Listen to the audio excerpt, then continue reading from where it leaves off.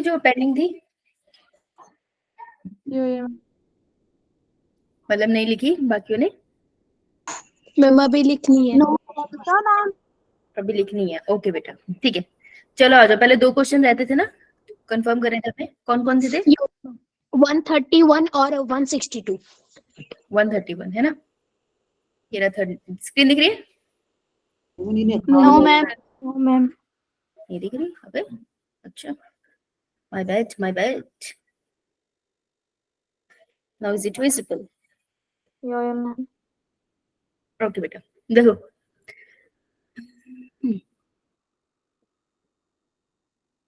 Given below some assisted reproductive technology, find out करना है in vitro fertilisation. In vitro fertilisation के मतलब है fertilisation in laboratory. In laboratory.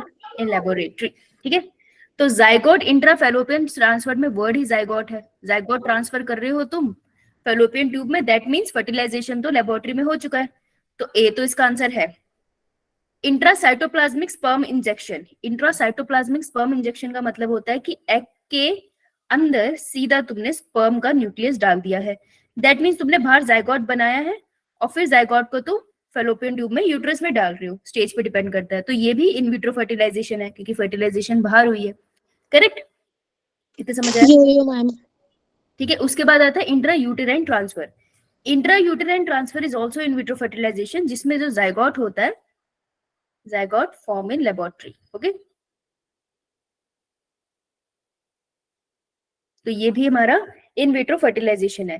Gift is not in vitro fertilisation क्योंकि इसमें हम gamete transfer करते हैं, चाहे ये स्पर्म हो चाहे ये एग हो। वैसे तो एग होता है, लेकिन अगर ये स्पर्म भी हो तब भी हम गैमीट अंदर ट्रांसफर कर रहे हैं, तो फर्टिलाइजेशन इनसाइड बॉडी होता है, ठीक है? फर्टिलाइजेशन इनसाइड बॉडी, तो अगर इनसाइड बॉडी हो रहा है तो वो इन विट्रो नहीं हुआ ना, ये तो इन विवो हो गया ना। Yo ma'am. तो GIFT is in vivo, that means हमारा आंसर है A B and D, answer would be C. C option. हाँ, अब बताओ दूसरा कौन सा था? 162।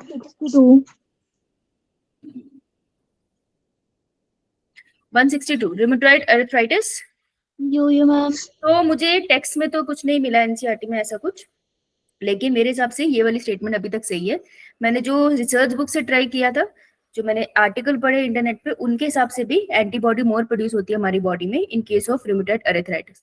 तो अभी तक तो ये स्टेटमेंट हम सही लेके चलेंगे, क्योंकि एनसीईआरटी में दे नहीं रखा, मुझे किसी हेल्प बुक में भी नहीं मिला, तो इसे हम सही लेके चल रहे हैं, ठीक है? यो मैम। ठीक है, डन ये वाला पार्ट। यो मैम। इसे हटा ना। अब हम आते हैं, कौन है ये? हाँ, good evening Harshi, just a minute, fan चला लेते हैं।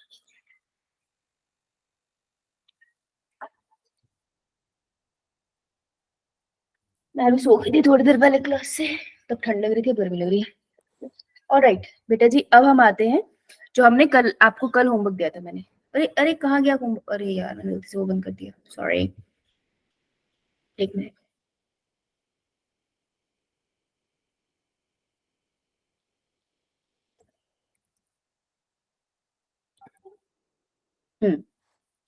कल कौन कौन से क्वेश्चन होमवर्क में दिए थे बच्चे?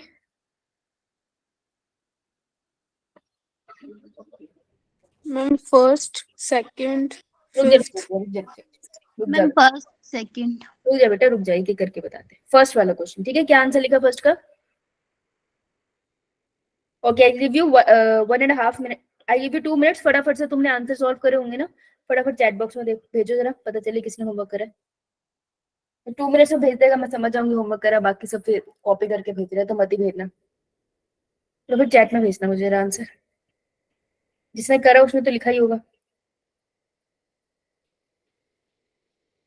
Good evening Isha, good evening Arushi, Navpreet.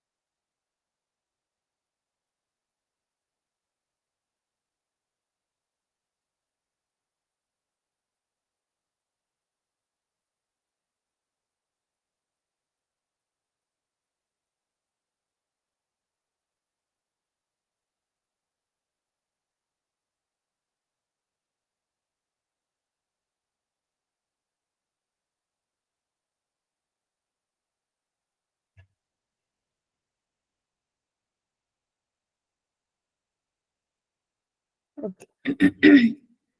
पहला बच्चा हो रहा है।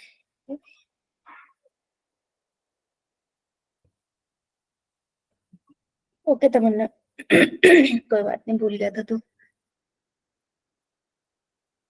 सो आई गेस किसी ने नहीं करा होमवर्क। ओके, भूमि ने करा है।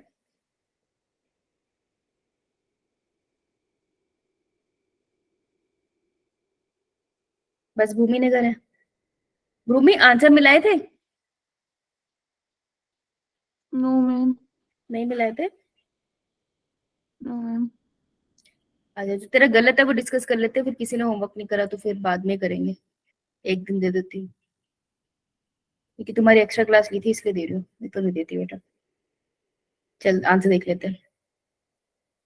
फर्स्ट कवि, सेकंड का सी, फिफ्थ कवि, 13th का बी, 14th का सी, 18th का बी। बेटा पूरा खुद करा है? मैम खुद से किया था। गुड, फिर तो सारे सही है, वेरी गुड।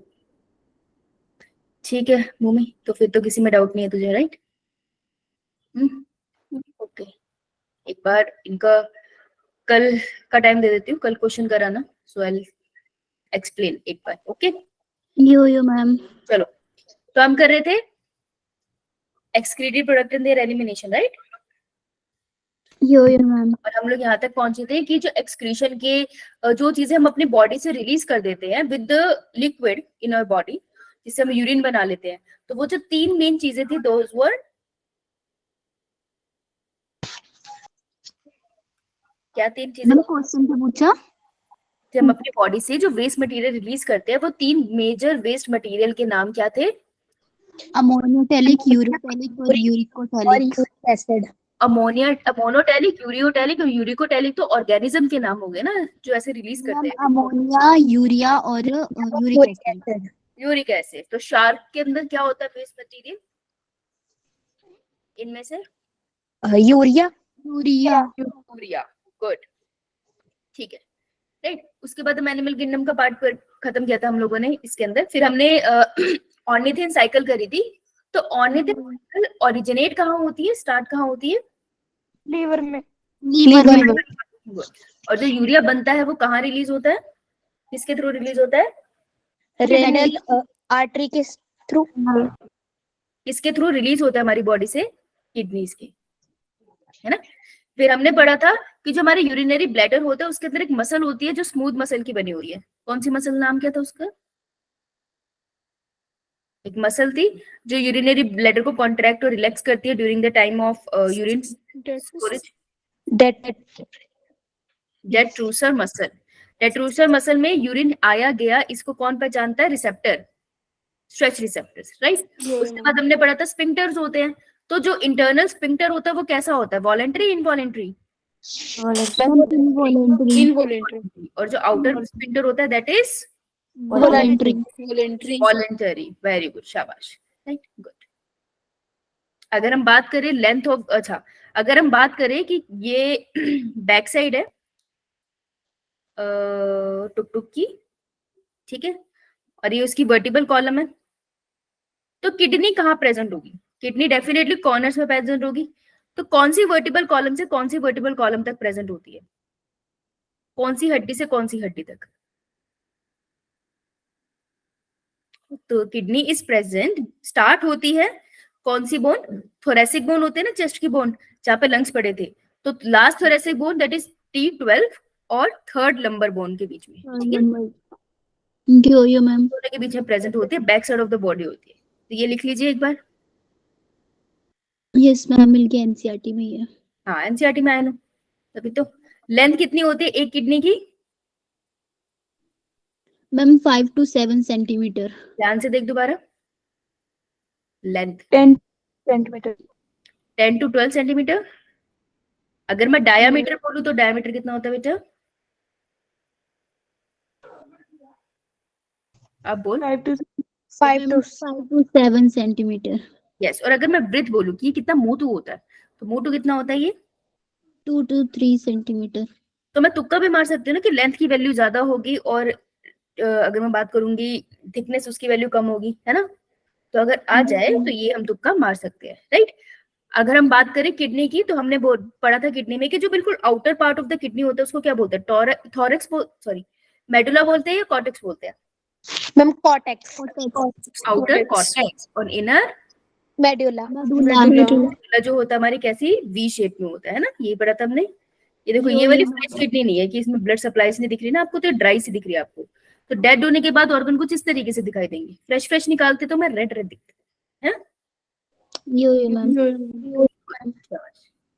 राइट, आज हम समझेंगे कि जो हमारी किडनी होती है, जैसे फ्रेश वाला था, तो जो हमारी किडनी होती है उसके रिस्पेक्ट में हम समझेंगे यूरिन फॉर्मेशन। तो सबसे पहले the structural and functional unit of kidney, जो किडनी को एक्चुअल में बना रही है और किडनी में मेन काम भी कर रही है, उसका नाम क्या होता है?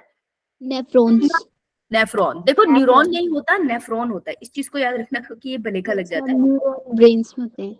न्यूरॉन्स ब्रेन में होते हैं, करेक्ट, वेरी गुड, ठीक है। तो दीज आर द नेफ्रॉन्स। तो नेफ्रॉन्स आर, अगर के स्ट्रक्चरल, सिर्फ स्ट्रक्चरल नहीं है, this is the structural and functional unit of each kidney, ठीक है। हर किडनी में कितने होते हैं? ईच किडनी में, एक किडनी में कितना होता है? लगभग 1 मिलियन। 1 मिलियन बोले तो 10 लाख, है ना। तो दोनों किडनी में कितने हुए? 20 लाख। 20 लाख। तो बोथ किडनीज में अगर मैं लिख दूं, ये डेटा है, डेटा पता होना चाहिए, बोथ किडनी में लिख दिया जाए, that would be 2 million and that would be total is 20 lakh. तो 20 लाख न्यूरॉन वर्क करते हैं। जब तुम्हें सूसू फॉर्म होता है ना, तो वो 20 लाख मिलियन न्यूरॉन्स का एक साथ काम, नेफ्रॉन्स का एक साथ काम होता है, जिसकी वजह से ये यूरिन बनता है, ठीक है जी। For the information, right. अब पोजीशन की एक बार बात करते हैं कि नेफ्रॉन पड़े कहाँ होते हैं। तो छोटू सी किडनी बना लेते हैं, उसके बेसिस पे नेफ्रॉन की पोजीशन कर लेंगे। देखो ये किडनी बना रही हूँ मैं, ध्यान से देखना, छोटी सी बात है, यहीं से क्लियर हो जाएगा। आउटर कॉर्टेक्स था, इनर मेडुला था, ये मैंने मेडुला बना दिया।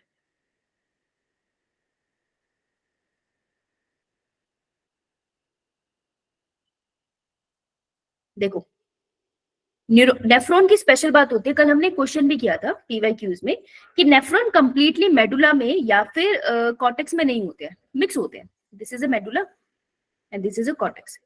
तो कुछ पार्ट नेफ्रॉन का मेडुला में होता है और कॉर्टेक्स में होता है। For example there are 2 type of nephrons, ठीक है। तो नेफ्रॉन्स कितने टाइप के होते हैं? 2 टाइप्स। 2 टाइप्स के। एक का नाम है, वो नेफ्रॉन तो ज्यादा कॉर्टिकल की तरफ होते हैं। देखो होते हैं ना, एक होते हैं मम्मी पापा के, एक होते हैं मम्मी के चमचे, एक होते हैं पापा के चमचे, होते हैं ना। Yo ma'am. तो मम्मी के चमचे, उन्होंने हर प्रॉब्लम में मम्मी के पास जाना, उनको पता है पापा से पिटेंगे, तो पापा को भी पता है कि तुम हो मम्मी की चमची, है ना। लेकिन दूसरे होते हैं पापा के चमचे, फिर वो मम्मी से दूर रह के पापा के पास ज्यादा जाते हैं कि वहां उनके पिटने के चांसेस कम है। तो नेफ्रॉन भी वैसे है तो दोनों, मम्मी पापा तो दोनों ही है ना, पेरेंट तो दोनों है, लेकिन एक की तरफ ज्यादा झुकाव है ना। तो वैसे ही नेफ्रॉन होते हैं, एक होते हैं कॉर्टेक्स।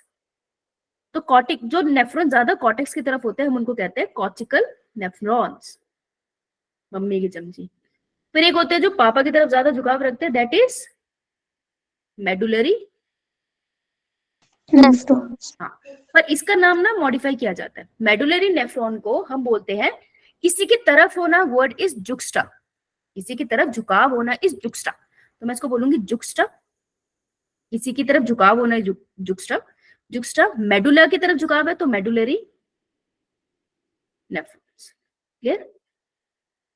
यो मैम। शॉर्ट फॉर्म में जुक्स्टा मेडुलरी नेफ्रॉन्स, ओके नहीं। यो मैम। 2 चीजें होगी डन। अब देखो इसको बना देते हैं, ज्यादा तो कुछ है भी नहीं। अच्छा नेफ्रॉन का स्ट्रक्चर मैं आगे दिखाऊं, फिर तुमको सारे ये सारा ज्यादा अच्छे से समझ आएगा। तो बेसिक स्ट्रक्चर ऑफ नेफ्रॉन कर ले। यो मैम। पहले मैं हाथ से बनाती हूँ तो ज्यादा बेहतर है। अभी मैं बिल्कुल बेसिक बता रही हूँ ताकि तुम्हें नेफ्रॉन बताऊं, फिर मैं डिलीट कर दूंगी, ठीक है। तो बेसिक सी बात बता रही हूँ इसमें, ओके। देखो नेफ्रॉन क्या होता है, एक इसके पास कैप्सूल होता है। अभी एफेरेंट इफेरेंट की कोई बात नहीं करेगा, ठीक है। सेल का स्ट्रक्चर है, it is just 1 cell, but एक सेल की इतनी मॉडिफिकेशन हो गई है, ग्रुप ऑफ सेल से मिलकर एक स्ट्रक्चर, एक मेन स्ट्रक्चर बन गया जो यूरिन फॉर्मेशन करेगा, ठीक है जी। तो दिस इज हमारा कैप्सूल, इसके बाद ये नीचे एक लाइन जाती है। अब देखो ये जो पाइप है ना बड़ी ज्यादा ऐसे खिचड़ू मिचड़ू सी है, Yo-yo ma'am. So this one is Bowman's capsule. Yo ma'am. Discover के नाम पे नाम रख दिया गया। अब ये जो पाइप है ये थोड़ी गुचड़ू मुचड़ू सी है ना, तो इसको हम बोलते हैं कॉन्वोल्यूटेड। कॉन्वोल्यूटेड मतलब गुचड़ू मुचड़ू सी, जैसे जलेबी, ठीक है। कॉन्वोल्यूटेड ट्यूब है तो ट्यूब्यूल बोल दूंगी, लेकिन ये कैप्सूल के पास है इसलिए द पोजीशन इज प्रॉक्सिमल। तुमको पता है ना जो होती है दूर होती है उसके लिए डिस्टल होता है, तो दिस इज Yo-yo मैम। अब यही ट्यूब नीचे एक्सटेंड होती है, नीचे जा रही है, ठीक है। तो जब कोई चीज नीचे जा रही है अपन उसको बोलते हैं नीचे गिर रही है, that is descending, descending loop, ठीक है। अब यही पाइप ऐसे घूम के ऊपर आ जाएगी, जूड़े की पिन की तरह आ जाती है, तो इसको अपन बोलते हैं असेंडिंग, ठीक है। असेंडिंग लूप, जिन्होंने डिस्कवर किया था उनका नाम लिख दो, ascending loop of Henle, Henle. Loop of Henle. Henle. अब इसको थोड़ा मोटू कर दो, क्यों मोटू कर दिया आगे सीखोगे। उसके बाद क्या होती है, अब ये आगे और मॉडिफाई होती है, अब ये बन जाती है, ये बाउमन कैप्सूल से दूर चली गई, डिस्टल कॉन्वेलेंट ट्यूब्यूल्स। हाँ, तो हम इसको बोल देंगे डिस्टल कॉन्वोल्यूटेड ट्यूब्यूल, क्योंकि गुचड़ू मुचड़ू ये भी है तो ये कॉन्वोल्यूटेड ट्यूब्यूल हो गई, और दूर है इसलिए डिस्टल। समझ आई भाई बात। यो मैम। डिस्टल कॉन्वोल्यूटेड ट्यूब्यूल, ठीक है जी, डन। उसके बाद ये जाके खोलेगी कलेक्टिंग ट्यूब्यूल में, जो सारा यूरिन इकट्ठा करेगा, यहाँ तक यूरिन बन जाता है। कॉन्वोल्यूटेड कलेक्टिंग ट्यूब्यूल कुछ इस तरीके से दिखाई देती है, और देखो इसमें बहुत सारी ओपनिंग्स होती है। तो क्या होता है, ये जो हमारे लास्ट में ये वाली ट्यूब होती है, देखो ऐसे बनाई होगी, this is known as collecting duct. Collecting duct क्या होती है ना, बहुत सारे नेफ्रॉन आके इसमें खुलते हैं, तो कलेक्टिंग डक्ट किसी एक की नहीं होती, ये कॉमन पाइप है, it is like main sewage pipe जिसमें सारे घर का सीवेज जाता हो, ठीक है। तो कलेक्टिंग ट्यूब्यूल लास्ट में आपको दिखाई देती है। इतना क्लियर आपको। यो मैम। राइट, अब हम बात करते हैं कॉर्टिकल नेफ्रॉन, और हम बात करेंगे जुक्स्टाग्लोमेरुलस जुक्स्टामेडुलरी नेफ्रॉन की, ठीक है। अभी तुम्हें ग्लोमेरुलस वो समझ नहीं आएगा तो इसलिए आगे देखते हैं, इधर आओ। तो देखो जो नेफ्रॉन मैं यहाँ बना रही हूँ, बाउमन कैप्सूल ये रहा, इसका पीसीटी ये रहा, प्रॉक्सिमल कॉन्वोल्यूटेड ट्यूब्यूल को पीसीटी बोलते हैं, ठीक है। फिर इसको मैं थोड़ा बड़ा करके बना दूं इतने पार्ट को, यस मैम। है ना, फिर ज्यादा अच्छे से समझ आ जाएगा। तो मैं इसको ऐसे बना देती हूँ।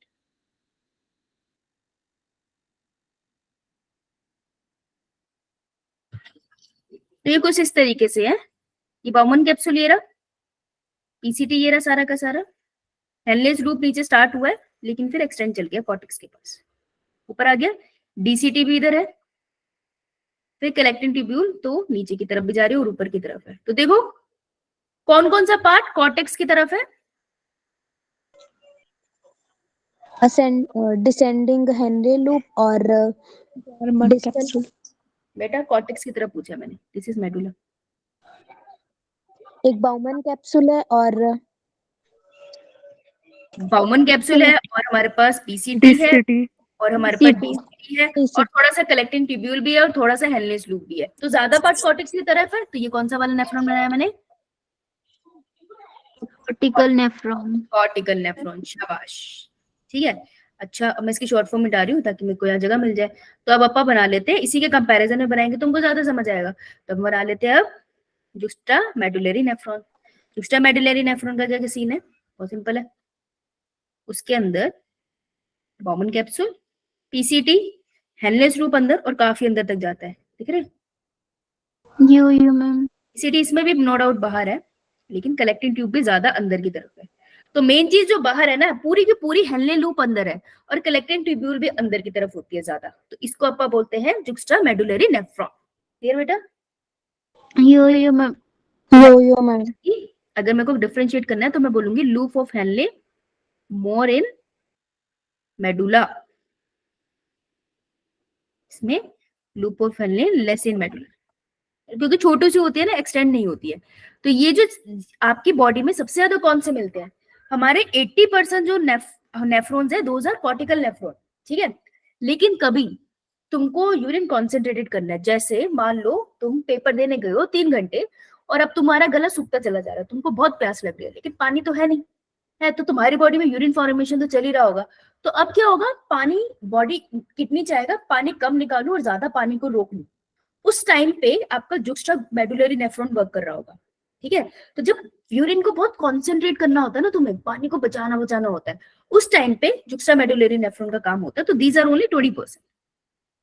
तो मेन जो अभी यूरिन फॉर्मेशन का काम कर रहे हैं those are cortical nephron. Okay जी, यो यो अबे समझ आया? Yo yo ma'am. अच्छा लिखना जरा ये वाली बात, यो मैम। इतना सो के बोलोगे तो मेरे को डाउट हो जाएगा ना।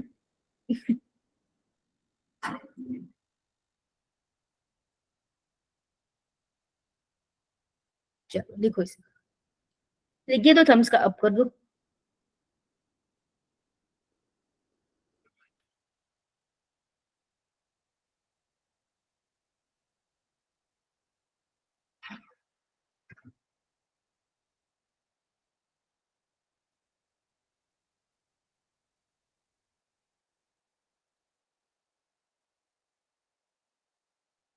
चलो जी आइए, यही बात मैं यहाँ दिखा रही हूँ, देखो दिस इज मेडुला, येलो वाला इज द मेडुला, रेड वाला इज द कॉर्टेक्स। देखो कॉर्टिकल नेफ्रॉन आपको दिख रहा है, बहुत ऊपर की तरफ है ये वाला। यो मैम। और सेकंड वाला आपका जो है वो जुक्स्टा medullary. Glomerular nephron, medullary nephron. ठीक है, देखो ये बीच की पाइप दिख रही है तुमको यो मैम बेटा, this is a common collecting duct. Collective duct.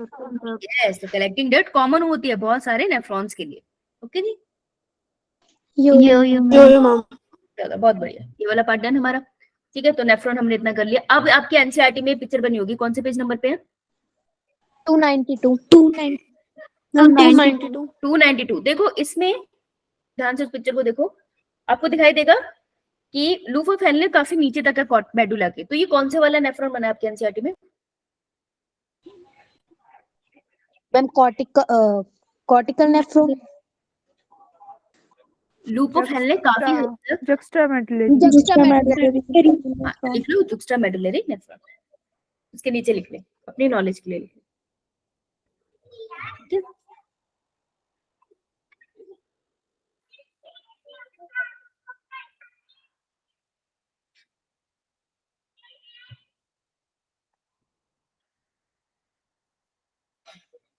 चलो जी आगे चलूं। अब हम इसमें ब्लड सप्लाई कैसे आती है। देखो आपकी किडनी के अंदर जो ब्लड वेसल आ रही थी, इफ यू रिमेम्बर, आपने किडनी ऐसे बनाई थी और उसके अंदर जो ब्लड वेसल आ रही थी, जो ऑक्सीजनेटेड ब्लड लेकर आ रही थी, उसका क्या नाम था? आने वाली का क्या नाम था?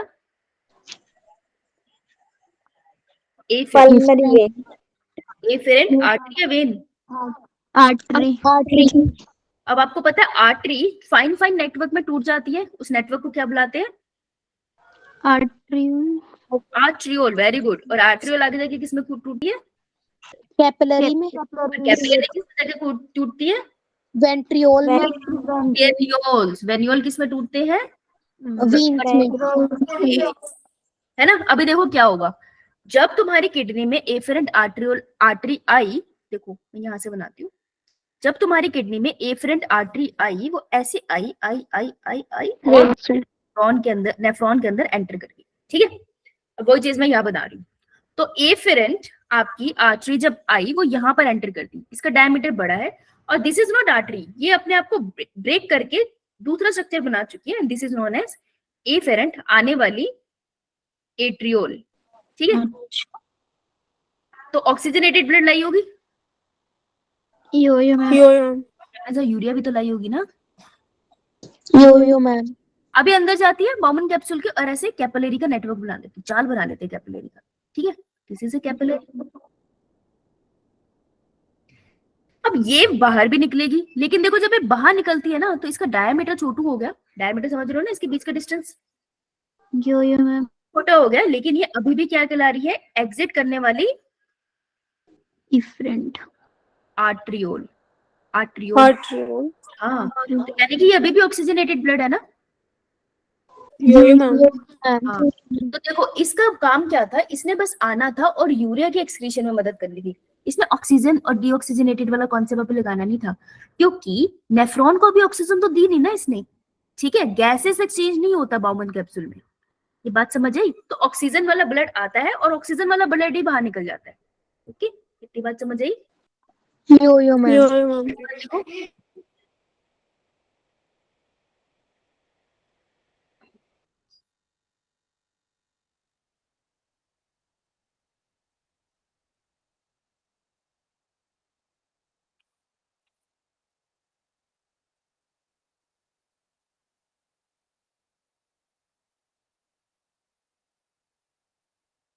धीरे धीरे स्ट्रक्चर समझ आएगा ना, फिर बनेगा, क्योंकि इसके ना स्ट्रक्चर पे कुछ क्वेश्चंस बनते हैं, तुम इसको इग्नोर नहीं कर सकते।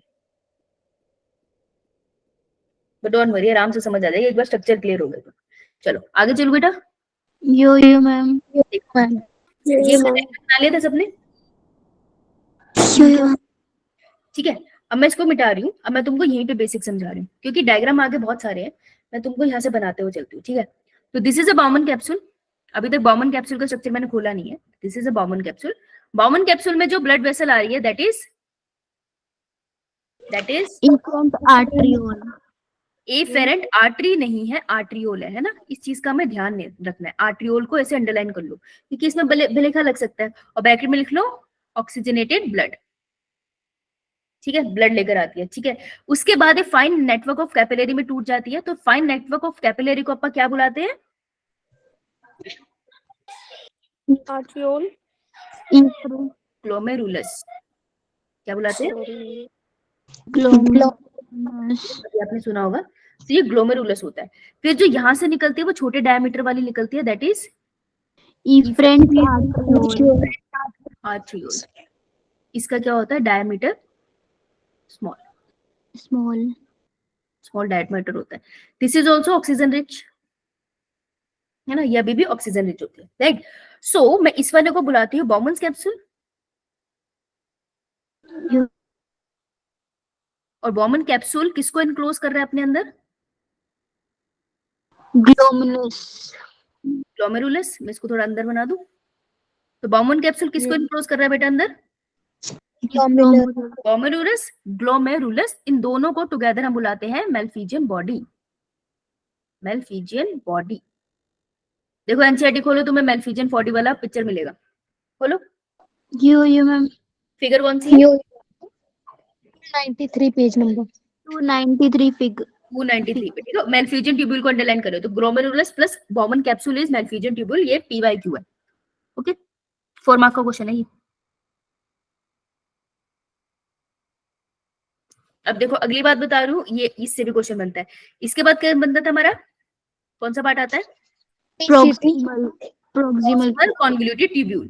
ठीक है, यहाँ पे लिख लेते हैं, अभी के लिए लिख लेते हैं, फिर समझोगे। मेन साइट होती है किसकी? Main site of reabsorption. जैसे हम बोलते हैं ना, हमारे बॉडी में खाना सबसे ज्यादा रीअब्जॉर्ब कहाँ से होता है? मेन साइट ऑफ एब्जॉर्प्शन कहाँ होती है हमारी बॉडी में? फूड खाने के बाद कौन से ऑर्गन से होती है?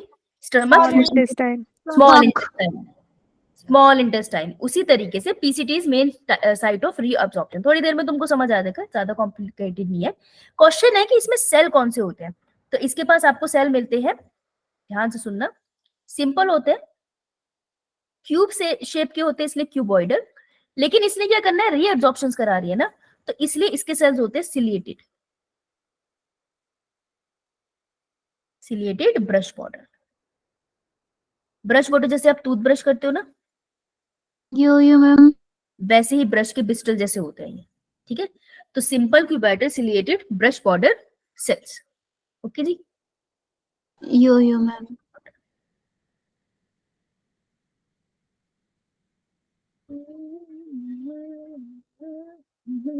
डन। Yo ma'am. तो क्वेश्चन आता है कि डीसीटी भी ऐसे होता है? नहीं, ऐसा नहीं है। ये रहा हमारा डीसीटी, यहाँ बना दूं? यो मैम। देखो, तो जो हमारा डीसीटी होता है वो बहुत यूनिक होता है। डीसीटी का क्या है ना, कि जब भी तुमको ज्यादा पानी पी लिया, कम पानी पी लिया, जो तुम्हारे बॉडी को बचाता है ना, वो एक्चुअली डीसीटी होता है। सबसे यूनिक यही होता है। ठीक है, बाकी ये पीसीटी वगैरह कोई मदद नहीं करता, इट इज ओनली डीसीटी। तो DCT is also highly coiled. इसके सेल्स कैसे होते हैं? सिंपल, सीधे साधे, लेकिन होते इसके भी क्यूबॉइडल है, क्यूबॉइडल एपिथेलियल सेल्स। तो इसमें ब्लड ब्रश बॉर्डर अपीयरेंस नहीं है क्योंकि इसने रीएब्जॉर्प्शन नहीं करना है। Done? यो मैम डन। ठीक है, बाकी सब जगह पे नॉर्मल सेल्स है, तो ये दोनों सेल्स के ऊपर क्वेश्चन आता है। ये बनता है आपका 4 मार्क का क्वेश्चन, एक आपका ये वाला बनता है 4 मार्क का क्वेश्चन। चलो, किसी को कोई डाउट? No, ma'am. नहीं, बहुत बढ़िया। अब मैं तुमको एक बढ़िया बात बताने वाली हूँ, थोड़ा सा आपको वो सुनने के बाद हो सकता है दिमाग फट जाए, ठीक है? तो थोड़ा सा हिम्मत करके सुनना, लेकिन तुमको मजा आएगा ये सुनने के बाद कि ऐसा भी होता है। देखो, ये लिख लिया सबने? Yo, ma'am. इसने नहीं लिखा टेक अ स्क्रीनशॉट, क्योंकि ये मैं मिटा दूंगी। ये सब आगे लिखा हुआ है, ये मैं बार बार हाथ से बना के समझा रही हूँ क्योंकि उससे मजा नहीं आता फिर। मैं बढ़िया बात बताने वाली हूँ। Done. डन? देख बेटे,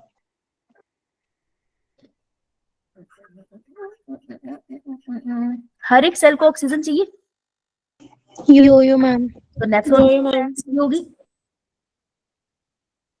चाहिए होगी ना नेफ्रॉन को भी। Yo, ma'am. नेफ्रॉन को तो ऑक्सीजन हमने दी नहीं, इसके अंदर ब्लड की फिल्ट्रेशन होकर पानी वानी यूरिन वूरिन कुछ बनाने की कोशिश की जा रही है, अभी की जाएगी, लेकिन अभी तक मैंने इसके सेल्स को तो ऑक्सीजन दी नहीं। जैसे हार्ट के सेल्स को ऑक्सीजन देने के लिए कौन सी वेसल्स थी? हार्ट के सेल्स को ऑक्सीजन देने के लिए कौन सी वेसल्स थी?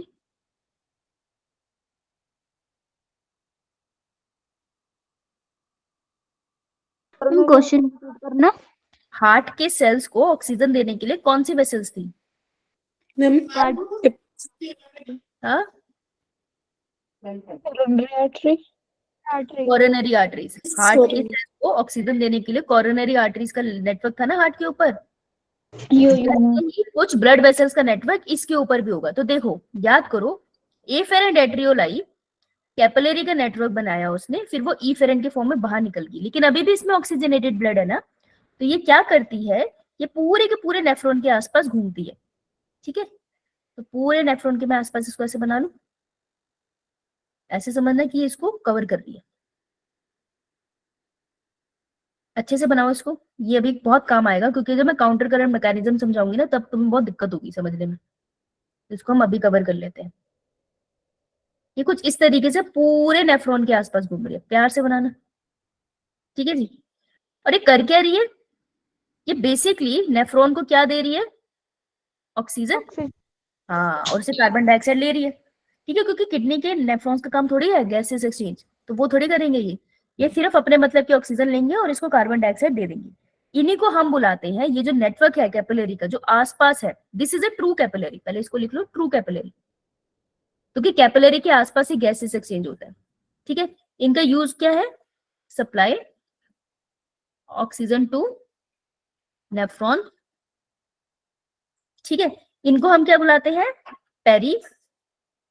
फैली हुई है tubular capillary network, peritubular capillary network. Short form क्या हो जाएगी इसकी? Peritubular capillary network.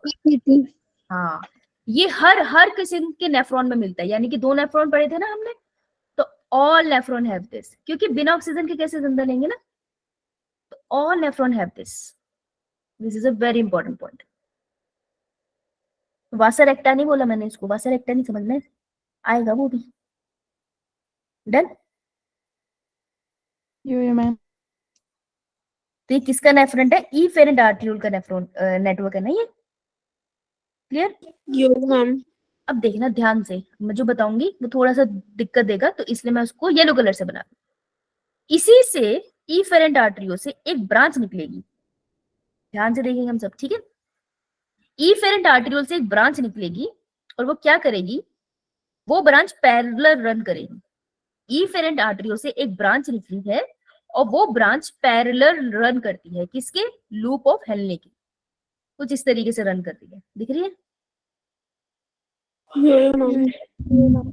इसको बुलाते हैं हम, जो आपको शायद 11th में बहुत तंग किया होगा इसने, this is known as vasa recta, Rectum. ठीक है? तो हम इसको लिख सकते हैं a branch from efferent arteriole. ये किस में मिलती है? याद से ध्यान से देखना, ओनली इन जुक्स्टा मेडुलरी नेफ्रॉन, सिर्फ उनमें मिलती है, कॉर्टिकल नेफ्रॉन में नहीं मिलती है। ओके जी, काम क्या होता है इसका, ये आपको मदद करती है काउंटर करंट मैकेनिज्म में, तो जब हम वो पढ़ेंगे ना then you will understand. Clear ये बात बेटा? मैम जो ये ग्रीन कलर की है ये इफरेंट आर्टरियोल है। ये भी इफरेंट आर्टरियोल आगे टूट के कैपिलरी बना दी है, समझ आई? यो मैम। ठीक है, इफरेंट आर्टरियोल टूट के आगे कैपिलरी बनाना, तो वो कैपिलरी बना गई है और नेफ्रॉन के आसपास उलझ गई है। एक इफरेंट आर्टरियोल से अलग से एक ब्रांच निकलती है जो पैरेलल रन करती है इसके लूप ऑफ हेनले की, और इस वाली ब्रांच को अपन कहते हैं वासा रेक्टा। ये सिर्फ आपको जुक्स्टा ग्लोमेरुलर जुक्स्टा मेडुलरी नेफ्रॉन में मिलती है। यो मैम। Yo ma'am. अब एनसीईआरटी में देखो जो तुम्हारा डायग्राम बना है वहां पे उन्होंने बना रखा है वासा रेक्टा, यो मैम। ये हम कहते हैं जुक्स्टा मेडुलरी नेफ्रॉन है वो। ठीक है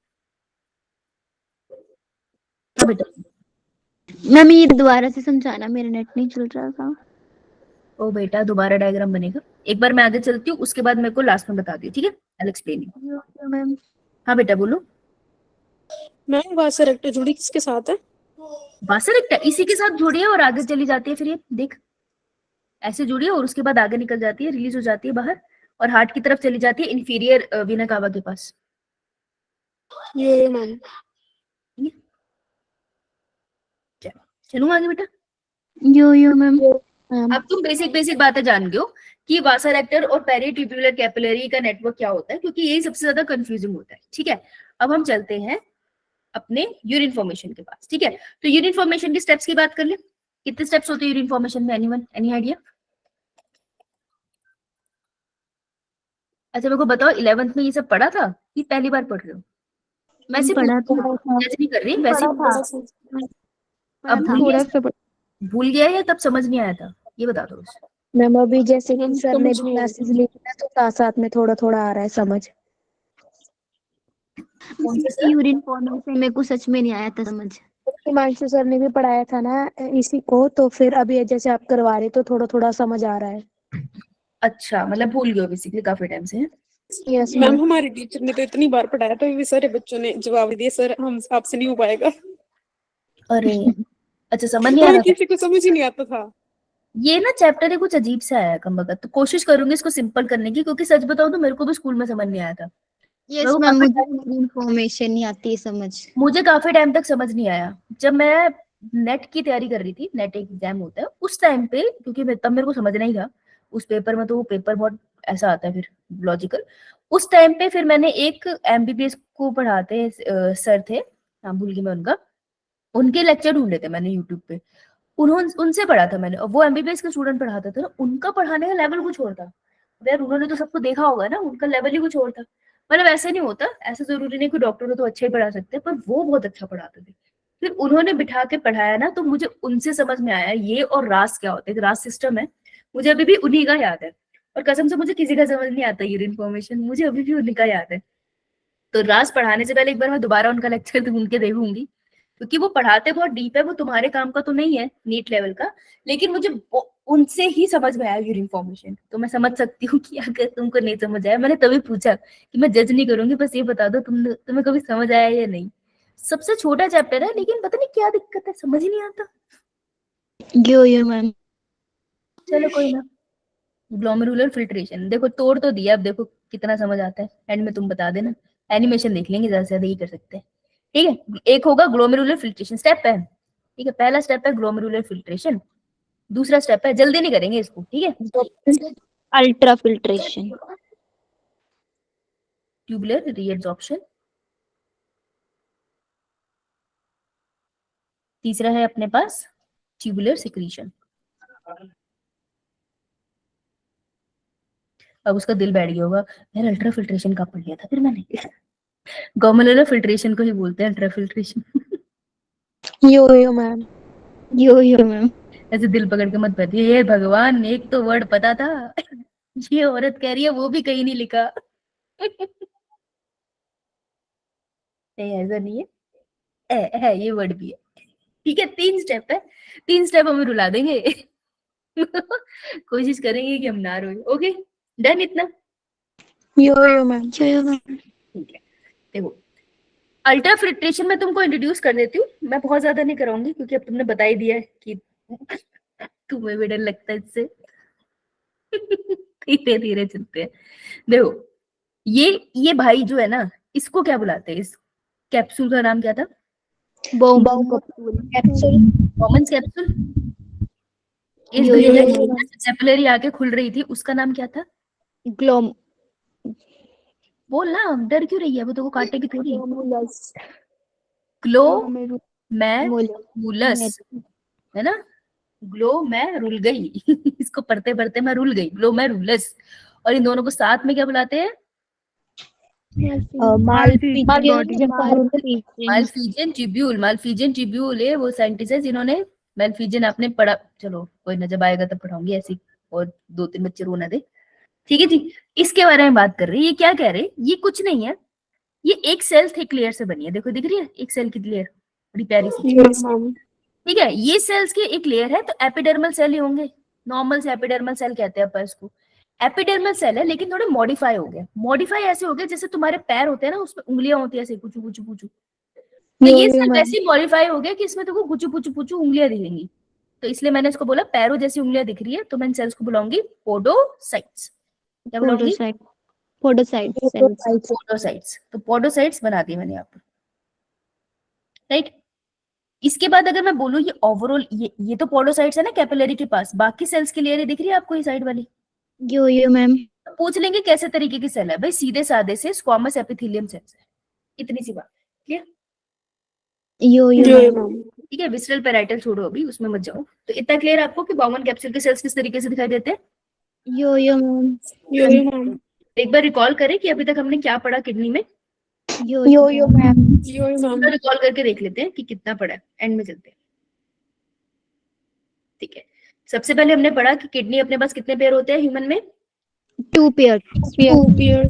2 पेयर्स ऑफ किडनी होते हैं। पहले ह्यूमन रिवाइज करते हैं, फिर इधर एनिमल किडनी वाला पार्ट रिवाइज करते हैं। ठीक है, 2 पेयर ऑफ किडनी होती है। 2 पेयर ऑफ किडनी पड़ी कहाँ होती है? फ्रंट या बैक साइड? बैक साइड में। पोजीशन के लिए साइंटिफिक वर्ड क्या होगा? डोर्सल पेरिटोनियम, क्योंकि पीछे वाली लेयर से अटैच है ना स्किन की, तो पेरिटोनियम। डोर्सल पेरिटोनियम पोजीशन पे होती है। कौन सी वर्टिब्रा के बीच में लाई करती है? Third lumbar. Last thoracic, that is T12 and last lumbar के बीच में लाई करती है। ठीक है, इसकी अपनी लेंथ कितनी होती है? 10 to 12 ठीक है, इसकी डायमीटर कितना होता है? diameter 5 to 7 centimetre. 5 to 7 centimetre. और इसकी थिकनेस कितनी होती है?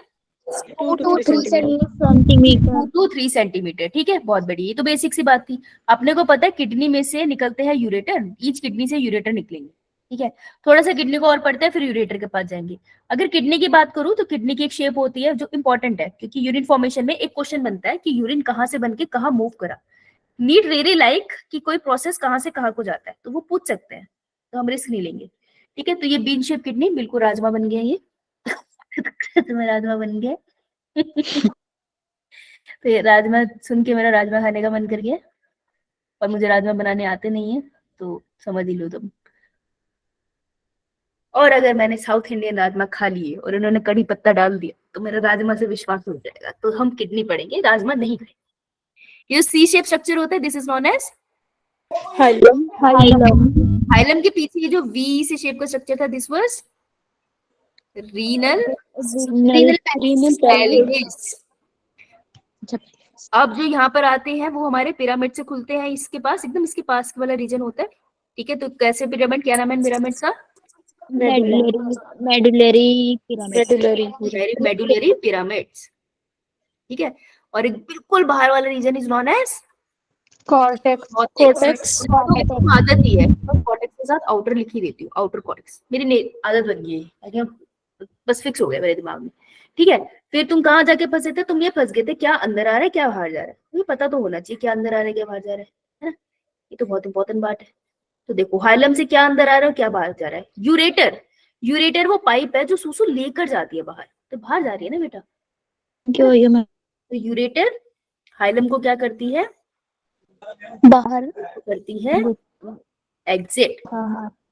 है ना, लिख देते हैं यहाँ पे, कोई चक्कर नहीं है, ठीक है। फिर होती है वो आर्टरी जो ऑक्सीजनेटेड ब्लड लेकर आएगी, तो उसका नाम क्या है? Renal renal Renal artery. artery। Renal artery. Artery. और वो आर्टरी जो डीऑक्सीजनेटेड ब्लड लेकर जाएगी, renal Renal vein। Renal vein. हाँ, तो इसको बोलते हैं अपन रीनल वेन, है ना। तो एग्जिट किसने करा, आर्टरी ने या वेन ने? रीनल वेन एग्जिट कर गई हाइलम को, और एंटर कौन करके गई है? Renal artery. Renal artery। Renal artery enter कर गई। इतना क्लियर? यो मैम। ठीक है, चलो किडनी का इतना पार्ट तो हमको क्लियर हो गया। आगे चलते हैं, अब हम बात करते हैं यूरेटर। यूरेटर के बारे में ज्यादा नहीं बोला, उन्होंने बोला 2 पाइप है, सूसू लेके जाती है, हमने कहा ठीक है। फिर हम बात कर लेते हैं यूरिनरी ब्लैडर में, जहाँ पे ये यूरेटर ओपन होता है। यूरिनरी ब्लैडर की बात करें तो इसके अंदर एक मसल्स होती है, muscle is known as Detrusor muscles। Detrusor muscle. Detrusor muscle. कैसी होती है, स्मूथ या वॉलेंटरी या इनवॉलेंटरी, क्या बोले? Involuntary होती है, वो smooth होती है। वॉलेंटरी होती है बेटा, अपनी मर्जी से हिला सकती है उसको, मैम इनवॉलंटरी। इनवॉलेंटरी होती है। इनवॉलेंटरी का मतलब होता है अपनी मर्जी से छेड़ नहीं सकते, उसी को हम बोलते हैं स्मूथ मसल, Smooth muscle। ठीक है। ओके, इसी के पास स्ट्रेच रिसेप्टर्स होते हैं, तो सूस से जब हाफ भर जाता है तो स्पिंक्टर खुलता है। अब ये इनर स्पिंक्टर है, इनर स्पिंक्टर कैसा होता है, वॉलेंटरी इनवॉलेंटरी? Involuntary। इनवॉलेंटरी। अंदर वाला नहीं कंट्रोल कर सकती बेटा तू, तो जब प्रेशर लगता है ना सूसू का बहुत ज्यादा, वो इसलिए होता है क्योंकि इनर स्पिंक्टर खुल जाता है और यूरिन यहाँ भर जाता है। Okay, this one is outer voluntary. Voluntary. ये जो बच्चे वॉलेंट्री बोलने के लिए मर रहे थे, ये लो मरो, वॉलेंट्री आ गया भाई, एक ही वॉलेंट्री था। खुश रहो, खुश, तसल्ली मिली है। यो मैम। इसको ठंड पड़ेगी नीचे में कि हाँ वॉलेंट्री यही है। ठीक है जी, तो इतना स्ट्रक्चर तो हमारा क्लियर है, इतना तो हम कर चुके हैं। डन, आगे चलो। यो मैम। ठीक है, फिर हम लोग आगे थे कि नेफ्रॉन 2 तरीके के होते हैं। एक होते हैं जो मस्त कॉर्टेक्स में ज्यादा पार्ट रहता है, तो अगर मैं बात करूं जो कॉर्टेक्स में ज्यादा पार्ट रहता है उस नेफ्रॉन को क्या बुलाते हैं अपा? कॉर्टेक्स। Cortical nephron. इतना सा नाम गलत बोल ले है, कॉर्टिकल नेफ्रॉन कहते हैं। क्या होता है कॉर्टेक्स में? PCT, DCT, some part of loop of Henle and collecting tubule, ठीक है जी, ये सब होता है। यो मैम। दूसरी चीज, कॉर्टिकल नेफ्रॉन को पहचानने के लिए उसमें क्या नहीं मिलेगा? Vasa recta absent. और तीसरी चीज, पेरी ट्यूब्यूलर कैपिलरी नेटवर्क मिलेगा? No ma'am. No ma'am. जो मैंने वहां लिखवाया था, दोनों में मिलता है प्रेजेंट। अब ये तो तुम अगर भांग पी के क्लास लगाओगे तो फिर ऐसे ही होगा, ठीक है, तुम्हारी गलती है, ये मैंने बताया था। दूसरे नेफ्रॉन का नाम? जुक्स्टामेडुलरी नेफ्रॉन। जस्टामेडुलरी नेफ्रॉन। जस्टामेडुलरी नेफ्रॉन में आपको कॉर्टिकल रीजन में, ये तीनों तो इसमें मिल गए थे, यहाँ पर आपको कॉर्टिकल रीजन में क्या मिलेगा? TCT, TCT. हाँ। और मेदुला में आपको क्या मिलेगा? Loop of Henley, collecting tubule, वासा रेक्टा, ठीक है। तो वासा रेक्टा यहाँ प्रेजेंट होती है। दूसरी चीज, क्या यहाँ पे पीटीसीएन प्रेजेंट होगा? यो मैम।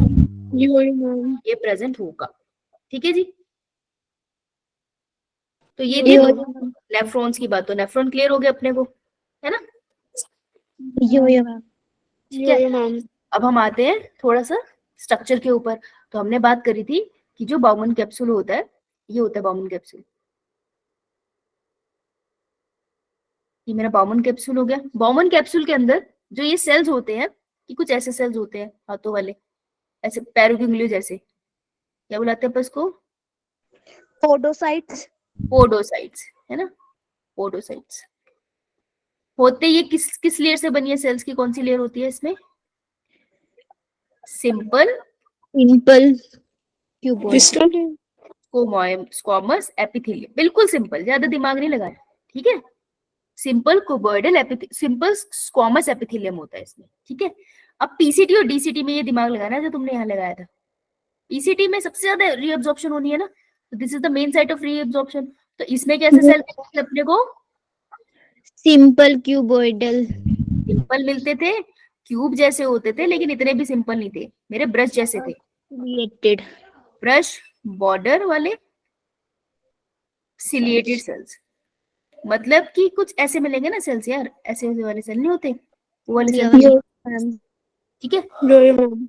अगर मैं बात कर देती हूँ डीसीटी की, मैं ऐसे बना लेती हूँ डीसीटी, तो डीसीटी में रीअब्जॉर्प्शन तो ज्यादा नहीं होती है, लेकिन इसमें कैसा सेल मिलता है, simple cuboidal cuboidal epithelial cells, epithelial cells.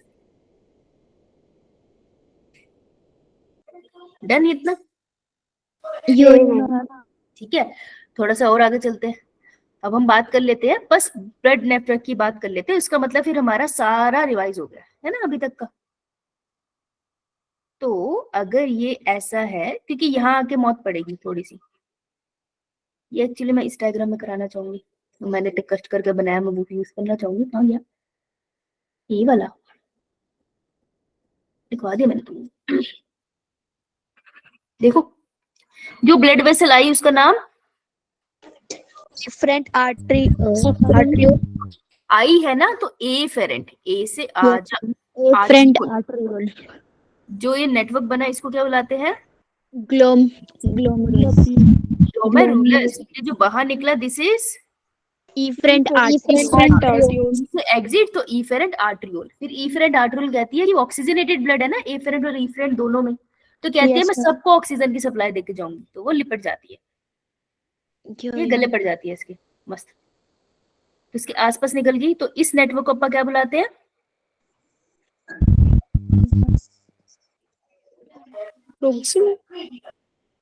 क्या बुलाते हैं, पेरी ट्यूबुलर कैपिलरी नेटवर्क, ठीक है। क्या करती है ये, नेफ्रॉन को क्या देती है, ऑक्सीजन, और यहाँ से एक ब्लड वेसल्स निकल जा, एक और ब्लड वेसल निकलेगी यहाँ से, और वो क्या करेगी, रन करेगी parallel to vasa recta, sorry parallel to loop of Henle. इसका नाम क्या है, वासा रेक्टा। ठीक है। तो ध्यान से देखना बेटा, ये जो इफेरेंट आर्टरियोल की एक्सटेंशन है, this is Vasa रेक्टा। Loop of Henley क्या है, this is loop of Henley, ये रेड वाला लूप ऑफ हेनले, और ये ग्रीन वाला क्या है बीच में, तो ये रीजन ना बहुत कंफ्यूजिंग हो जाता है, क्योंकि यार तीन चीजें हैं, तो तुम लिख लो ना। पहली चीज है मेरा वासा रेक्टा, दूसरी चीज है मेरा ये पेरिट्यूबुलर कैपिलरी, और तीसरी चीज है मेरा लूप ऑफ हेनले। तो इसको क्लियरली लिख लो कि क्या गलत होगा तुम्हारा, राइट। यो मैम, अब यूरिन फॉर्मेशन के 3 स्टेप होते हैं। पहला अल्ट्रा फिल्ट्रेशन, दूसरा ट्यूबुलर एब्जॉर्प्शन, और लास्ट में ट्यूबुलर सेक्रीशन, राइट। तो कल हम ये वाले स्टेप्स करेंगे, ठीक है। उसी के साथ हम लोग काउंटर करंट मैकेनिज्म भी कर लेंगे, राइट। ओके, चलो देखते हैं, कोई क्वेश्चन इससे निकलता है तो क्वेश्चन लगा लेते हैं, कोई ना, वेट।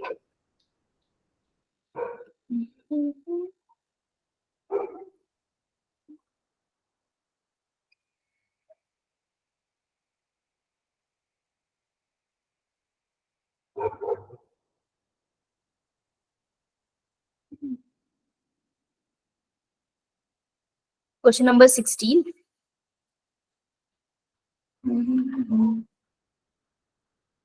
नंबर 16,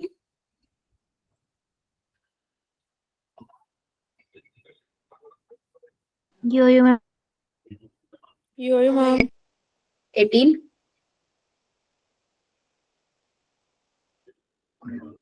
तो यही आएगा तुम्हारा।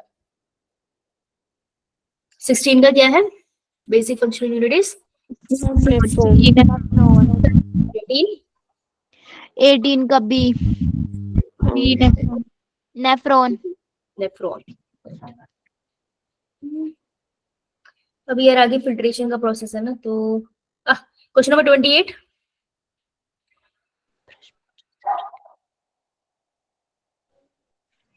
Ma'am C option.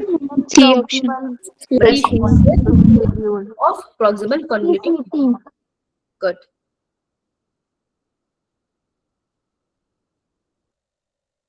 मैम इसका भी सी होगा। 29 C option. C option. C. Absorption of यूफो सब्सटेंसेस सबसे ज्यादा किससे होता है? Proximal convoluted tubule. ठीक है, इतने पुराने क्वेश्चन क्यों लगा रहे हैं? हम बस कॉन्सेप्ट बिल्ड कर रहे हैं, इसलिए पुराने क्वेश्चन हमें मदद करते हैं। दैट्स इट, इससे ज्यादा कुछ नहीं। अच्छा, मिक्सचरेशन तो अभी तुमने करा नहीं, ठीक है। ओके, मैं पोल ऑन कर रही हूँ, डू द पोल कि मैं यूरिन फॉर्मेशन स्टार्ट करके बीच